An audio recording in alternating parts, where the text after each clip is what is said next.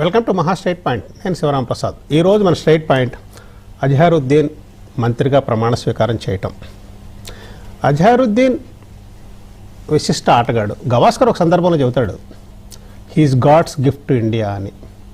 అంటే ఒకేసారి వచ్చి 3 సెంచరీలు చేసి భారతదేశ క్రికెట్ని నెక్స్ట్ లెవెల్కి తీసుకెళ్ళాడు అజహరుద్దీన్. ఇది ఒక విభిన్నమైన మనస్తత్వం. అదేవిధంగా కాంట్రవర్సీలు కూడా ఉన్నాయి. పొలిటికల్ ఎంట్రీ ఇప్పుడు కాదు, 2009లోనే జరిగింది. అప్పుడే ఎంపీగా ఆయన ఉన్నారు.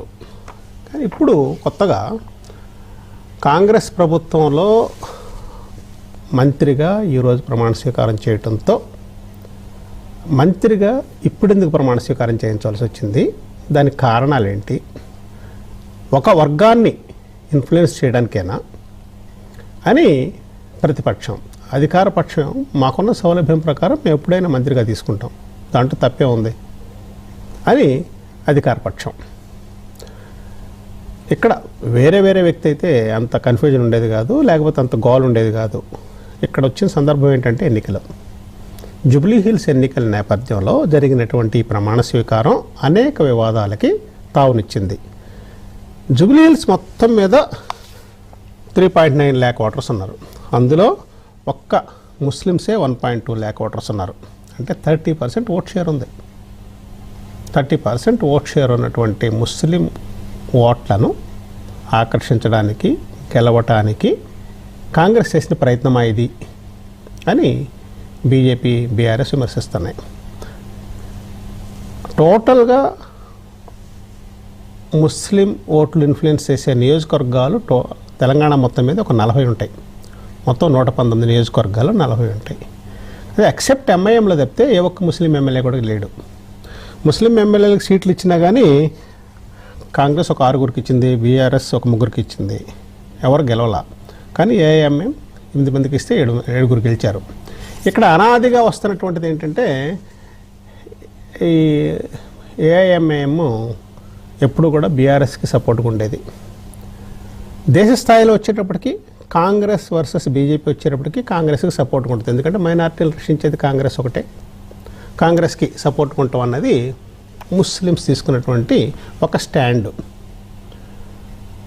ఇది ఈ ఎన్నికల్లో ఎట్లా ఇన్ఫ్లుయెన్స్ చేయబోతుంది, ఇప్పుడు ఇండక్ట్ చేయటం కరెక్టా కాదా అనేది ఒక డిబేటబుల్ పాయింటే కూర్చుంది. అజహరుద్దీన్ ప్రమాణ స్వీకారం చేస్తున్నప్పుడు కిషన్ రెడ్డి గారు ఒక మాట అన్నారు.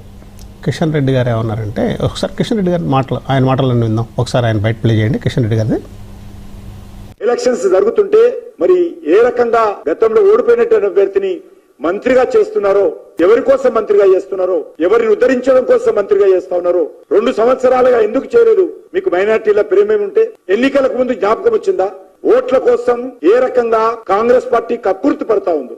ఎమ్మెల్యే కాదు, ఎంపీ కాదు, నేరస్తుడు, ఓడిపోయినటువంటి వ్యక్తి. మొన్న అటువంటి వ్యక్తిని ఈరోజు మీరు మంత్రి పదవి చేస్తారు.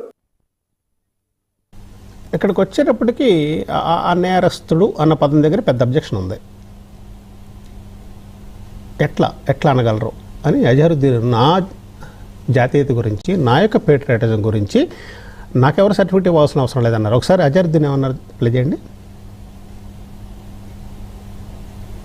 कैबिनेट डिसाइड करे, सीएम डिसाइड करेंगे, जो भी मुझे देगा मैं बिल्कुल ईमानदारी से काम करूंगा और अपलिफ्टमेंट ऑफ डाउन ट्रॉडन और जो नीचे के तबके लोगों मैं मेरे बारे में अभी ने पहले से ही बोला जा रहा है, तो मुझे इसमें कुछ फर्क नहीं पड़ता. मुझे मालूम मैं क्या हूँ, मैं कितना पेट्रियट हूँ, मैं इंडिया के लिए क्या क्या मुझे मालूम. मेरे को किसी का एक्चुअली सर्टिफिकेट की जरूरत नहीं है यहाँ पे. అదే ఏ ఒక్కరూ నా యొక్క దేశీయత గురించి, జాతీయత గురించి ఎవరో సర్టిఫికేట్ ఇవ్వాల్సిన అవసరం లేదని చెప్పేసి అజహరుద్దీన్ చెప్పారు. ఇక్కడ కాంగ్రెస్ పార్టీ కర్ణాటక ఇన్ఫ్లుయెన్స్ని తీసుకుందా. కర్ణాటకలో టోటల్గా ముస్లిమ్స్ అందరూ కూడా కాంగ్రెస్కి సపోర్ట్ చేశారు, అక్కడ కాంగ్రెస్ గెలిచింది. అదేవిధంగా ఇక్కడ కూడా ఇప్పుడు ఎంఐఎం బీఆర్ఎస్ని వదిలేసేసి అసలు క్యాండిడేట్ని పెట్టకుండా వాళ్ళకు 1.2, 1.3 lakh ఓట్స్ ఉన్నా కానీ క్యాండిడేట్ని పెట్టకుండా సపోర్ట్ చేసింది. అయినా మరి అజహరుద్దీన్ యొక్క ఆవశ్యకత ఏంటి, అంత అవసరం ఏంటి అనేది ఒక ప్రశ్నగా మిగిలిపోయింది. అంటే లార్జర్ పర్స్పెక్టివ్లో చూస్తున్నారా అంటే ఒక్క ఈ నియోజకవర్గమే కాదు, టోటల్గా మనం ఇందాక అనుకున్నట్టు 40 నియోజకవర్గాల్లో ముస్లిం ఓట్స్ ఇన్ఫ్లుయెన్స్ చేస్తాయి. కాబట్టి అజహరుద్దీన్ ఒక అస్త్రంగా ఉపయోగించదలుచుకున్నారు అనేది it's a big picture beyond Yusuf కూడా అంటే జూబ్లీ సెలక్షన్స్ అనమాట.